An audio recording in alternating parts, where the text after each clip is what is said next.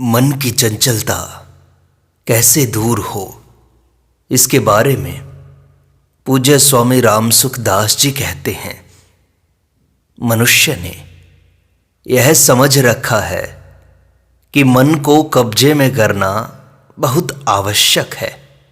मन नहीं लगा तो कुछ नहीं हुआ।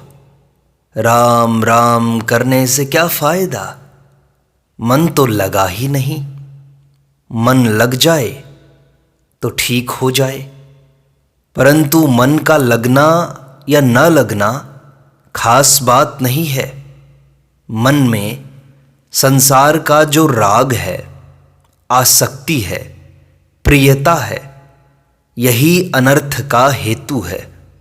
मन लग भी जाएगा तो सिद्धियों की प्राप्ति हो जाएगी, विशेषता आ जाएगी, परंतु जब तक संसार में आसक्ति है, कल्याण नहीं होगा। जब भीतर से राग और आसक्ति निकल जाएगी, तब जन्म मरण छूट जाएगा, दुख होगा ही नहीं, क्योंकि राग और आसक्ति ही सब दुखों का कारण है। पदार्थों में, भोगों में, व्यक्तियों में, वस्तुओं में, घटनाओं में जो राग है, मन का खिंचाव है, प्रियता है, वही दोषी है। मन की चंचलता इतनी दोषी नहीं है, वह भी दोषी तो है, परंतु लोगों ने केवल चंचलता को ही दोषी मान रखा है।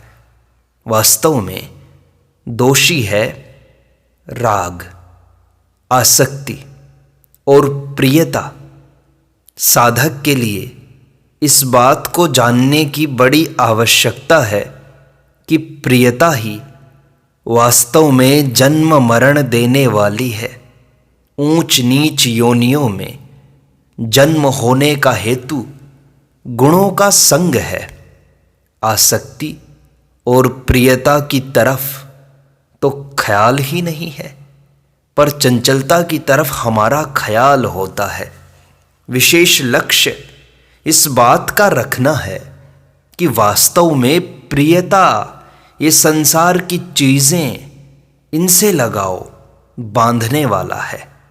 मन की चंचलता उतनी बांधने वाली नहीं है जितना हम समझ रहे हैं। जितना हम चंचलता की ओर ध्यान देते हैं, उससे ज़्यादा आवश्यक है कि संसार की आसक्ति पर ध्यान दें। चंचलता तो नींद आने पर मिट जाती है, परंतु राग उसमें रहता है। राग को लेकर वह सोता है। मुझे इस बात का बड़ा भारी आश्चर्य है कि मनुष्य राग को नहीं छोड़ता। आपको रुपए बहुत अच्छे लगते हैं, आप मान बड़ाई प्राप्त करने के लिए 10-20 लाख रुपए खर्च भी कर दोगे, परंतु रुपयों में जो राग है वह आप खर्च नहीं कर सकते। रुपयों ने क्या बिगाड़ा है? रुपयों में जो राग है, प्रियता है, उसको निकालने की जरूरत है। इस तरफ लोगों का ध्यान ही नहीं है, लक्ष्य भी नहीं है, इसलिए आप इस पर ध्यान दें। यह तो राग है, इसकी महत्ता भीतर जमी हुई है। वर्षों से सत्संग करते हैं, विचार भी करते हैं, परंतु उन पुरुषों का भी ध्यान नहीं जाता कि इतने अनर्थ का कारण क्या है। व्यवहार में, परमार्थ में, खान पान, लेन देन में, सब जगह राग बहुत बड़ी बाधा है। यह हट जाए तो आपका व्यवहार भी बड़ा सुगम और सरल हो जाए। परमार्थ और व्यवहार में भी उन्नति हो जाए। विशेष बात यह है कि आसक्ति और राग खराब हैं। ऐसी सत्संग की बातें सुन लोगे, याद कर लोगे, पर राग के त्याग के बिना उन्नति नहीं होगी। तो प्रश्न आपने किया कि मन की चंचलता कैसे दूर हो, पर मूल प्रश्न यह होना चाहिए कि राग और प्रियता का नाश कैसे हो। भगवान ने गीता में इस राग को 5 जगह बताया है। इंद्रियस्य इंद्रियस्यार्थे राग द्वेषौ व्यवस्थितौ। स्वयं में, बुद्धि में, मन में, इंद्रियों में और पदार्थों में, यह 5 जगह राग बैठा हुआ है। 5 जगह में भी गहरी रीति से देखा जाए तो मालूम होगा कि स्वयं में जो राग है वही शेष 4 में स्थित है। अगर स्वयं का राग मिट जाए तो आप निहाल हो जाओगे।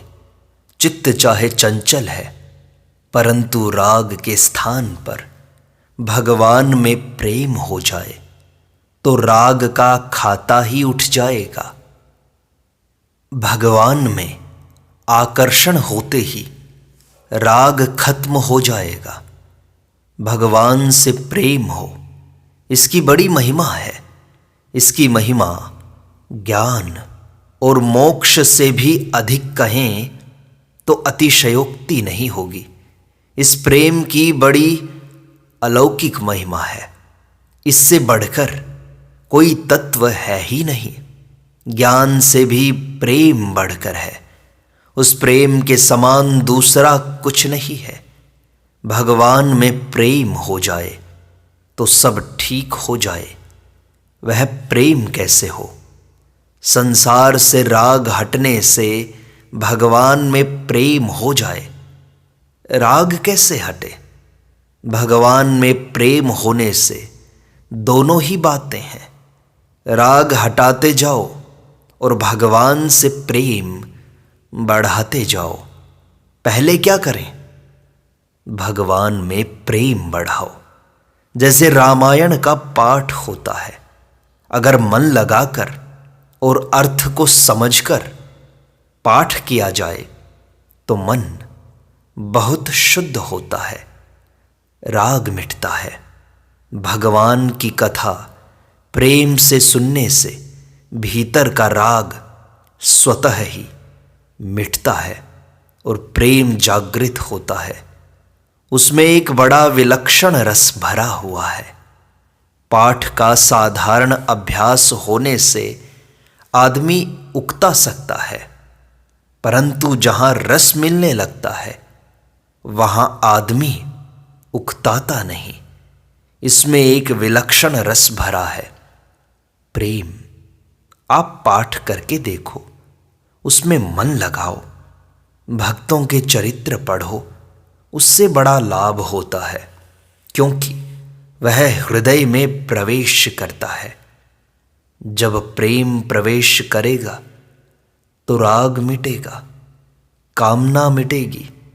उनके मिटने से निहाल हो जाओगे। यह विचार पूर्वक भी मिटता है, पर विचार से भी विशेष काम देता है। प्रेम। प्रेम कैसे हो? जो संत ईश्वर भक्त जीवन मुक्त हो गए, उनकी कथाएं गा सदा मन को शुद्ध करने के लिए। मन की शुद्धि की आवश्यकता बहुत ज्यादा है। मन की चंचलता की अपेक्षा अशुद्धि मिटाने की बड़ी जरूरत है। मन शुद्ध हो जाएगा तो चंचलता मिटना बड़ा सुगम हो जाएगा। निर्मल होने पर मन को चाहे कहीं पर लगा दो। कपट, छल, छिद्र भगवान को सुहाते नहीं, परंतु इनसे आप डरते ही नहीं। झूठ बोलने से, कपट करने से, धोखा देने से, इनसे तो आप बाज आते ही नहीं। इनको तो जान जान कर करते हो, तो मन कैसे लगेगा? बीमारी तो आप अपनी तरफ से बढ़ा रहे हो। इसमें जितनी आसक्ति है, प्रियता है, वह बहुत खतरनाक है। विचार करके देखो, आसक्ति बहुत गहरी बैठी हुई है। भीतर पदार्थों का महत्व बहुत बैठा हुआ है। यह बड़ी भारी बाधक है। इसे दूर करने के लिए सत्संग और सत्य शास्त्रों का अध्ययन करना चाहिए, जिससे बहुत आश्चर्यजनक लाभ होता है। मन कैसे स्थिर हो? मन को स्थिर करने के लिए बहुत सरल युक्ति बताता हूँ।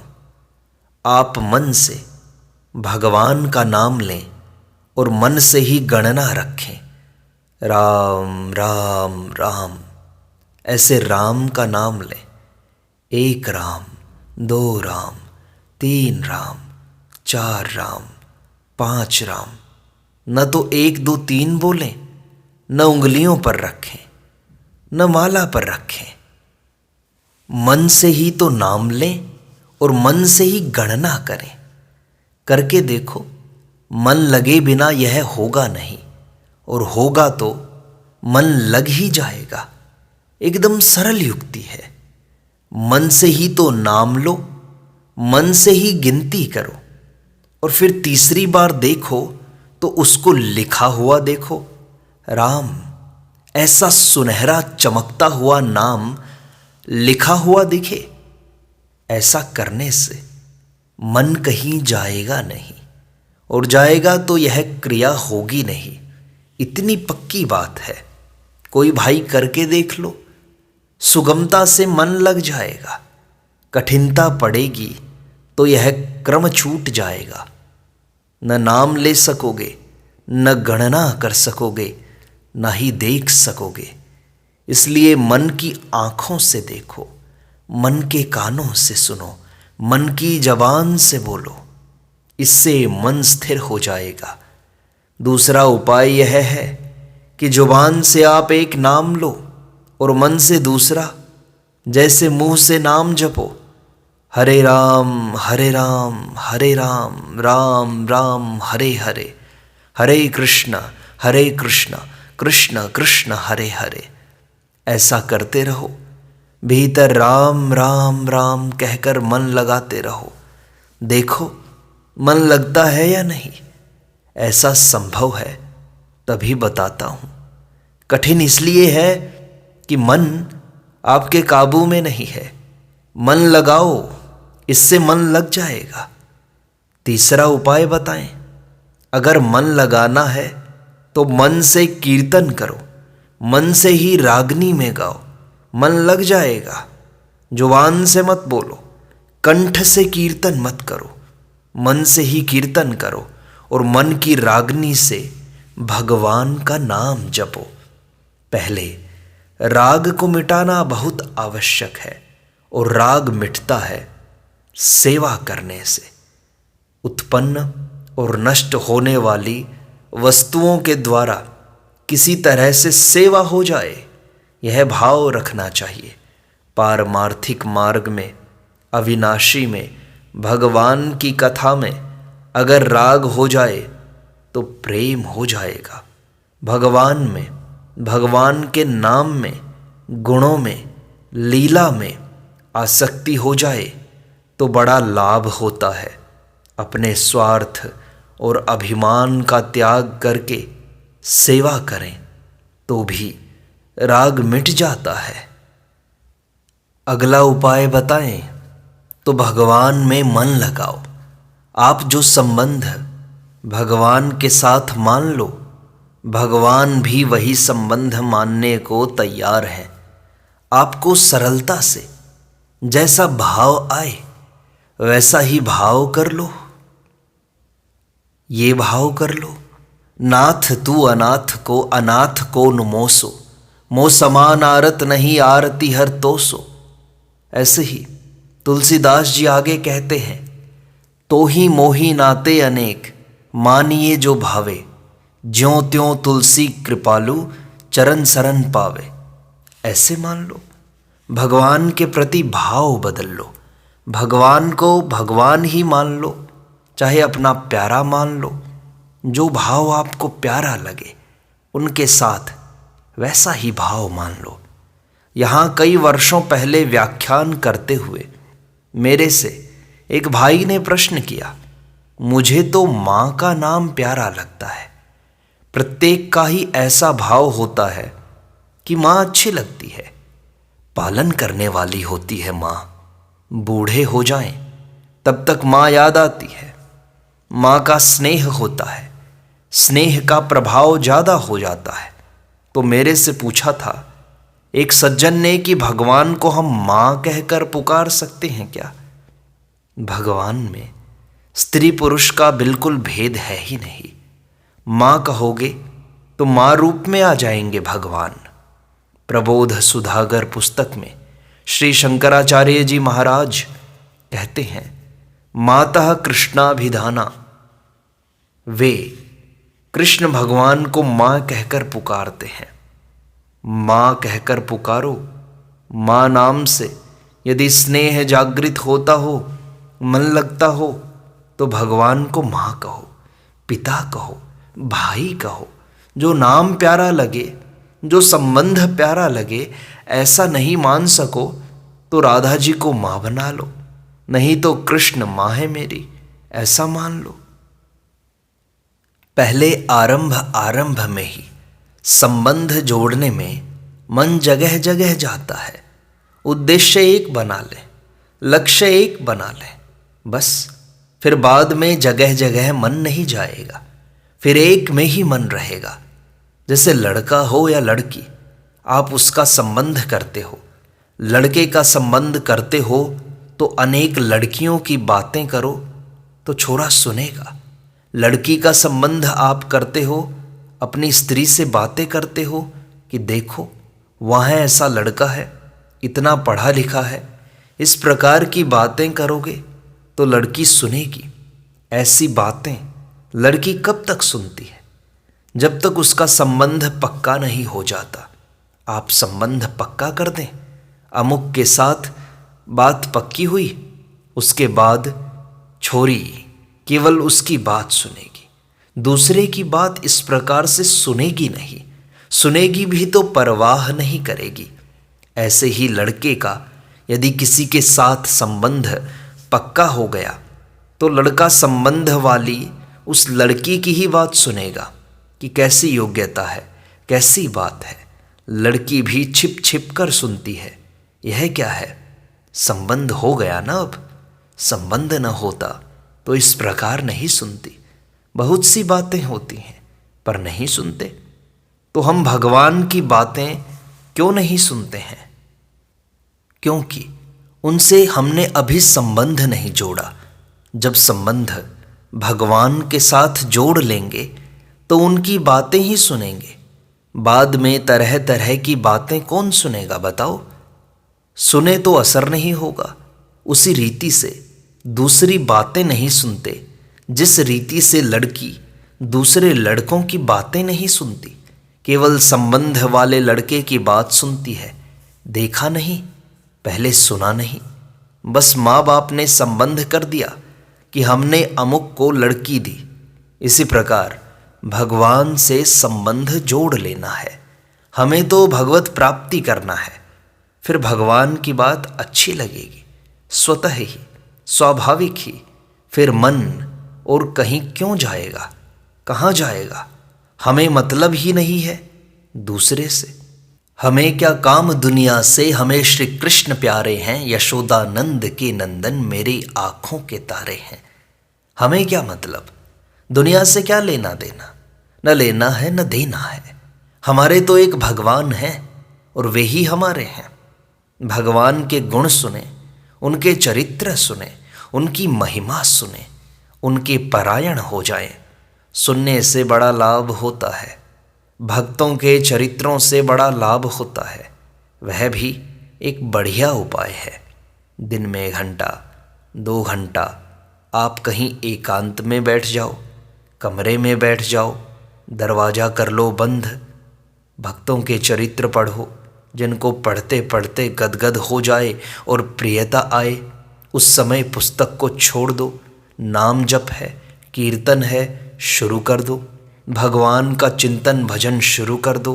जब मन फिर इधर उधर जाए और वैसी बात न रहे तो फिर एक पन्ना पीछे से पढ़ लो।